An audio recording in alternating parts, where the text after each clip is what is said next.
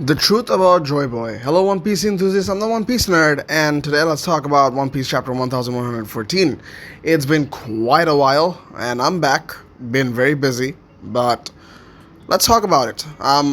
The reaction of the world. We're finally going to places where I'm actually excited about, and not just roaming around to random areas, but actually going specifically to very important people at times where I believe it is very important for them to go. Now, before you move on, make sure to like and subscribe. It helps the channel out a lot. Now that you have, let's begin.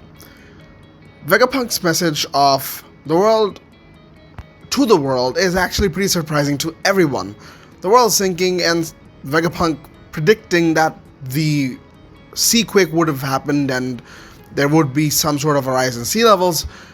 Vegapunk predicted this because of either the Void Century and the Poneglyphs mentioning something about this, or rather the structure of the One Piece world in and of itself was built to basically self-explode, or rather the world was comprised of 90% of water because of the fact that it was slowly going under the sea. Now, of course, one thing has to be made clear.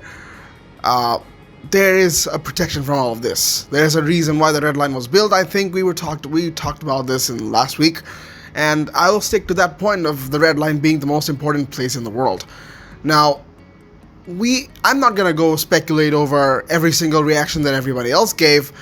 I'm gonna talk about Doflamingo, because Doflamingo is one of those people that have, regardless of being a celestial dragon, he has ideas about the world which most celestial dragons have no idea about.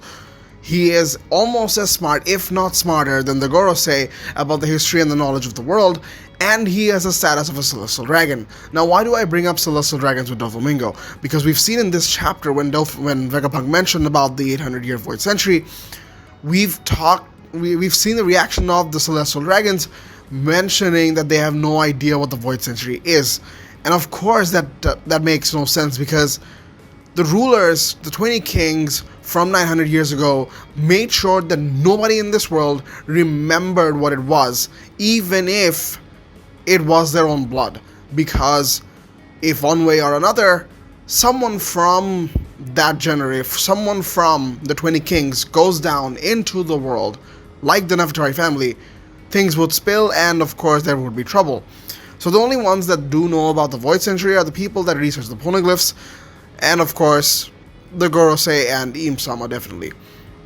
With that being said, the Celestial Dragons really don't know much. In fact, they don't know any reason as to why they're in power or why they're held in such godly capacity. And this message, if Vegapunk is able to tell the world about why the 20 Kings came into power and at least some basis of the Void Century, I think it would shed light upon most Celestial Dragons as to why what's been going on, even in fact changing a lot of them.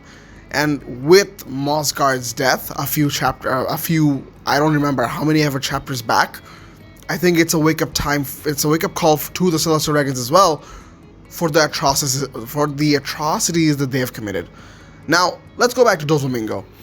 Doflamingo mentioning that we should probably get into a higher ground is the importance of him telling us that the red line is actually the most important part of the One Piece world by the end of the story. Because if there's any place that is safe from the world submerging underwater, it is definitely the tallest point in the world, which is the red line. And the Celestial Dragons, and in fact way before that, the Lunarians lived on the red line maybe because of this fear that the world would somehow, or in one day, submerge underwater because of the rising sea levels and the way the world is structured, and we have to find a way to save ourselves, and that is the only way to do so. That is my basis for what Doflamingo is trying to mention, and I believe we will go back to Doflamingo again for further analysis regarding what the world is going through right now and what will be done in the future, and what the potential is of the Red Line and the Celestial Dragons staying there as a home base. Now, with that being said, of course, I'm going to keep this video short because there's not really much to talk about, but Joy Boy's identity of being a giant finally coming into fruition, and what is weird is Vegapunk mentioned Joy Boy as a little man, and a little man from ELBAF, ELBAF known as the country of giants, and Joy Boy being a little man amongst every one of them, I think makes sense as to why he would have powers to the sun god Nika Nika fruit. Because the Nika Nika fruit allows you to turn your imagination into reality. This is my speculation as to the origin of the Nika Nika fruit, briefly stating that maybe Joy Boy was this little man amongst every other giant in the world of One Piece, and he wanted to be as big as them. He wanted to be as strong as them, and which is why the Nika Nika no Mi came into fruition. And from what I can imagine, ELBAF is probably that country where the ancient kingdom originated and what Professor Clover was about to say. The importance of ELBAF in the story of One Piece is about to be far more significant than any of us has ever thought about. And with that being said, another theory probably also comes into play, which is the giant straw hat in Morijoa. And if Joy Boy truly was a pirate from ELBAF who had the power of the Nika Nika no Mi, I think it's entirely possible that the giant straw hat belonged to him. Or rather, people of ELBAF made the giant straw hat for Joy Boy.